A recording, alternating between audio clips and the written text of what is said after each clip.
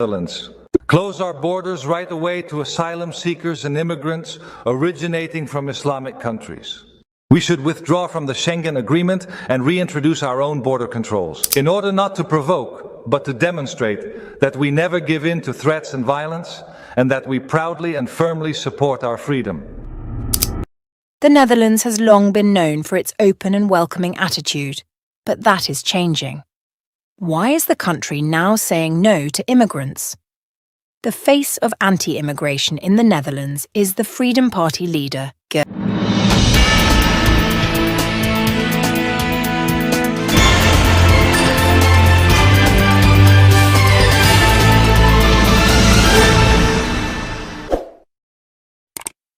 Wilders.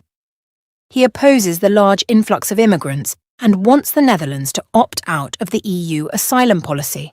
11% of Muslims in the Netherlands. That's 100,000 people, twice the size of the Dutch army. Let me finish my sentence. And they think it's justified in the Netherlands to use violence in the name of Islam.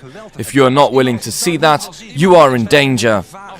Just 6 months after Wilders won the Dutch elections, a Dutch coalition proposed the strictest asylum policy ever.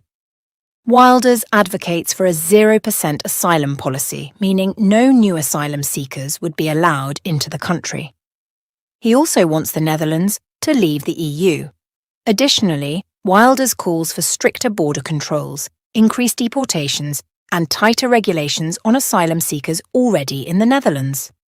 This isn't new.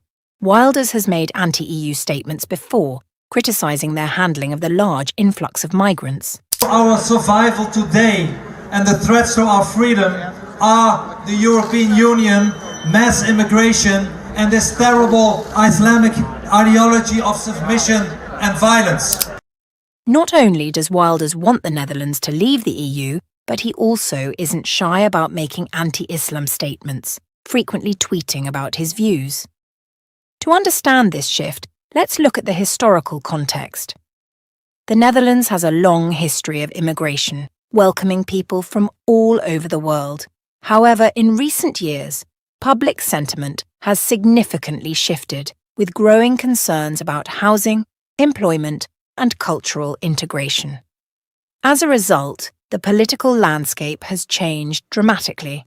So what exactly has changed, and why is the Netherlands taking such drastic measures? It began with Geert Wilders, who finally won the elections last year after trying for 25 years. This indicates that people in the Netherlands want to see change. The question now is, will the Netherlands go through with it? Will they opt out of the EU asylum policy? A spokesperson for the EU says this isn't something that can be done easily. Wilders is referring to opting out of the EU asylum policy, similar to what Denmark did last year. Denmark negotiated an opt-out to implement a 0% asylum policy.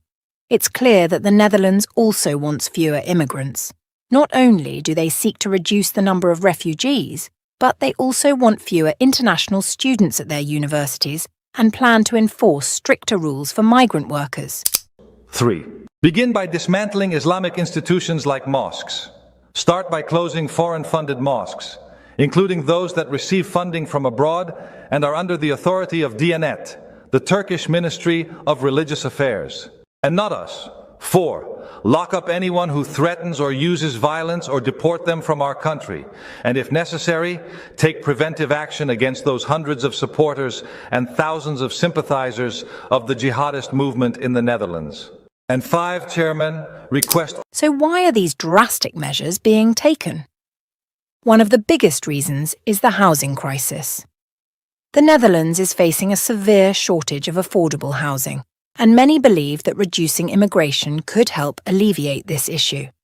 And in so many other countries, the indigenous people are the people that are discriminated against. It's not the people who are entering our country. In Holland, people get housing, asylum seekers get housing, and they get preferential housing before the Dutch indigenous people. So who is discriminating who? And people are really angered about that. Additionally, there are economic concerns, including job competition and the strain on public services.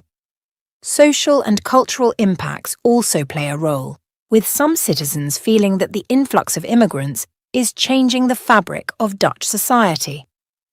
The new coalition government has promised to implement the strictest asylum rules ever seen in the Netherlands.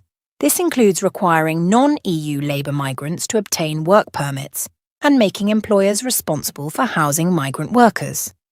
These measures aim to reduce the number of new asylum seekers and better manage the current population.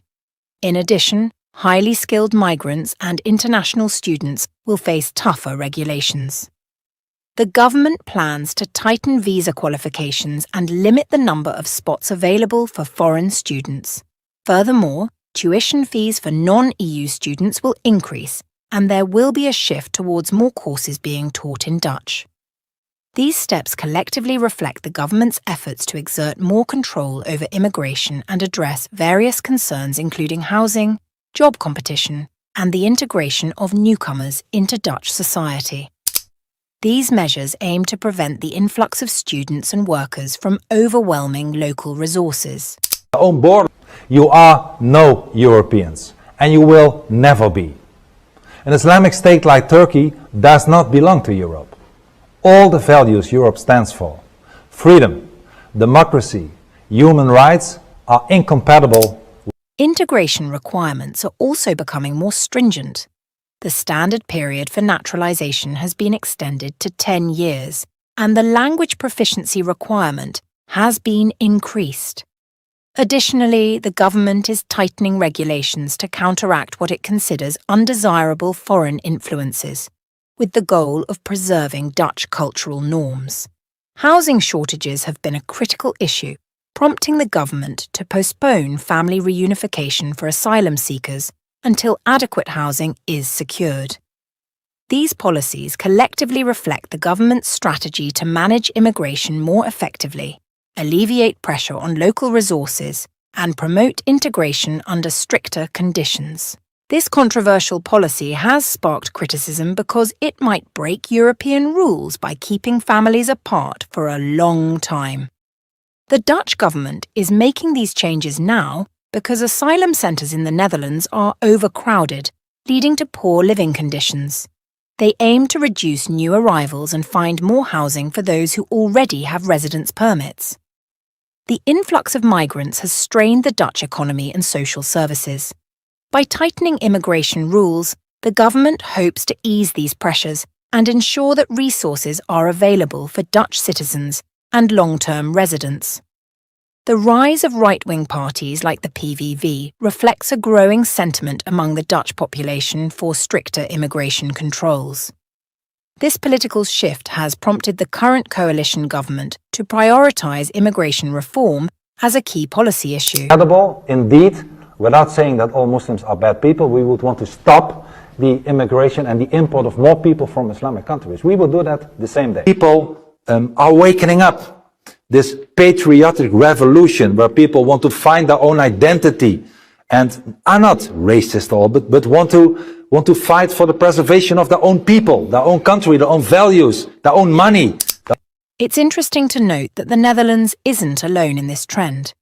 For instance, Denmark has already negotiated an opt-out of the EU's asylum policy, enabling them to enforce nearly zero asylum intake. Wilders aims to follow Denmark's precedent. However, the process is complex and involves numerous legal and political challenges. It's essential to recognise that the Netherlands is not the only country moving towards stricter immigration policies. Other European countries, such as Denmark and Hungary, have implemented similar measures, citing national security and economic stability as primary reasons. This trend mirrors a broader shift towards nationalism and protectionism in Europe, where countries prioritise their own interests over collective European values of openness and solidarity. The challenge lies in balancing national interests with humanitarian responsibilities and finding a sustainable approach to immigration that benefits both native citizens and newcomers. This delicate balance is crucial for fostering cohesion within European societies, while addressing the complex realities of migration and integration. The election results indicate that a significant portion of the Dutch population supports these policies, hoping for change. However, it's important to recognise that the Netherlands is a diverse country with a wide range of opinions. Many people strongly oppose these measures, arguing that they contradict the values of tolerance and openness that the Netherlands is known for. What might these policies mean for the future? In the short term, we could see fewer asylum seekers and immigrants coming to the Netherlands. However, in the long term, the effects could be more complicated. Economically, the country might struggle if it loses a valuable workforce. Socially, these policies could create more division and tension within Dutch society. For the EU, this could indicate a shift towards stricter immigration rules across Europe. In conclusion, the Netherlands faces a crucial juncture with Geert Wilders' stringent asylum policies. The country is boldly asserting its position on immigration. Whether these measures will effectively address the housing crisis and other issues remains uncertain. However, one thing is evident: the debate on immigration in the Netherlands is far from settled.